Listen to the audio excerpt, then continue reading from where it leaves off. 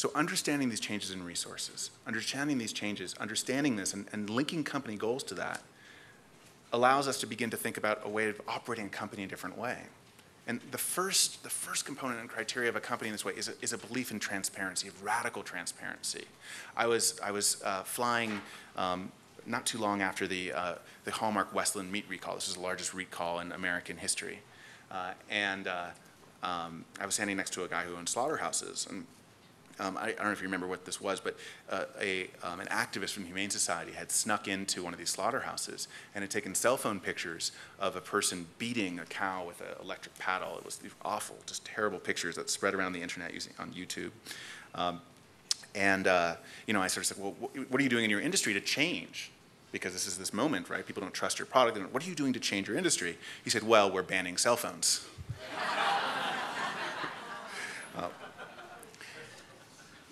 We're in a world where everything is public now, and thankfully. You know, I've been Twittering, sitting here this morning, and pretty much you can't lock a secret away in the bowels of your company and expect that it won't go anywhere. The time is to live your life out loud and to live your company's mission out loud. Transparency will be the way that companies are able to not just protect themselves from having something bad happen, but actually get good news out, share problems with the network outside. The second component will be engaging people inside, really building these strong social networks inside a company around this North Star goal, so that people don't just nod their head, but they know, as coming to work today, I'm helping to save the world. I'm helping to do something bigger and broader every day when I come in to work. The type of productivity and fun that produced in that workplace is radically different. With Walmart, the first project that we worked on with them was trying to figure out how to engage their 1.3 million people. And if you think about it, this population, most people told us, would never get involved in sustainability. Many are living paycheck to paycheck, and they're not sort of the people buying the $300 organic bamboo sheets. But we found that there was a huge thirst to connect, a huge thirst to take on what we called a personal sustainability practice, or a DOT, a do one thing. Just one thing that people could do every day that was good for themselves, good for the planet, and good for their families. Engagement is central.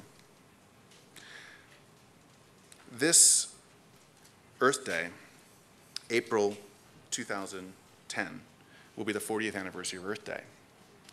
And what I want to suggest to you is that this is the moment to relaunch, and perhaps even launch, the type of LOHAS, green, sustainable world that we want to have. We are at the very beginning, the very tip of this. It's just starting. And we might fool ourselves because we follow these words and read the books and read the magazines, but it's just beginning.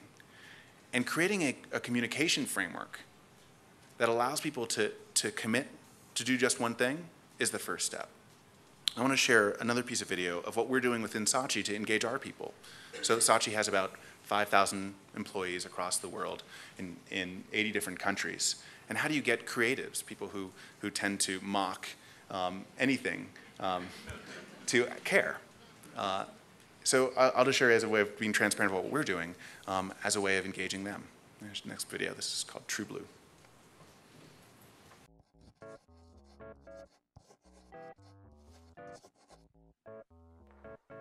Welcome to a better world, a place where sustainability and happiness go hand in hand, where doing the right thing isn't an obligation, it's an opportunity to become a part of something bigger. This isn't about doom and gloom, it's about possibility. It's a frame of mind that not only protects the planet, but also helps communities and cultures to thrive. It's about people. Your personal contribution is the way in, and it starts with a DOT. DOT stands for Do One Thing, a personal sustainability practice, a small change in your daily routine that makes you happy. What makes you happy? Your family, your children, your friends, drawing, surfing, ping pong, beer? Keep that in mind. Now, think about your average day. What are the little things that you do throughout the day? like brushing your teeth or taking the bus, drinking coffee. These are nano practices, actions that make up your entire life. Now, where your personal passions meet your daily routine, that's where your dot should live. So what's one piece of your daily routine that you can change to be more true blue? It should be a practice you can work into your routine, something you can repeat every day or a few times a week so you can watch the impact grow. And most importantly, choose something that you can enjoy. If your passion is drawing, then commit to sketching only on recycled paper. Remember, a dot isn't just about helping the planet. It could be socially focused, like calling your grandma once a week, or economically focused, like shopping at thrift stores. A good, strong dot combines multiple aspects of sustainability, like eating organic, which is great for the planet, the farmer, and your health. How does one dot lead to a true blue world? Remember, your dot's only part of the picture. People all over the world are choosing dots as well. And when you connect your dot with everyone else's dots, you start to see a bigger picture, a better future. Envision the momentum of 1 billion dots. Imagine where that could take us.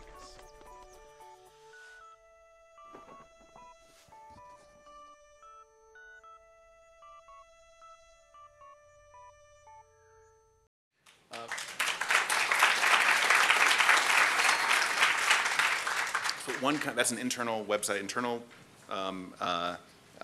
effort. One company trying to encourage its own people, because Saatchi knows, which is a large advertising company, that the world is changing and it needs to change too. So the question I'll pose to you as a way of ending this conversation is, what is the one thing that you're going to push out and share? And how do we share this really valuable, unique, and radically new conversation with the public at large? Do not fool ourselves. We cannot be fooled into believing that this is a mature movement. This is radically at the beginning, just the beginning, and most people have not been invited to join.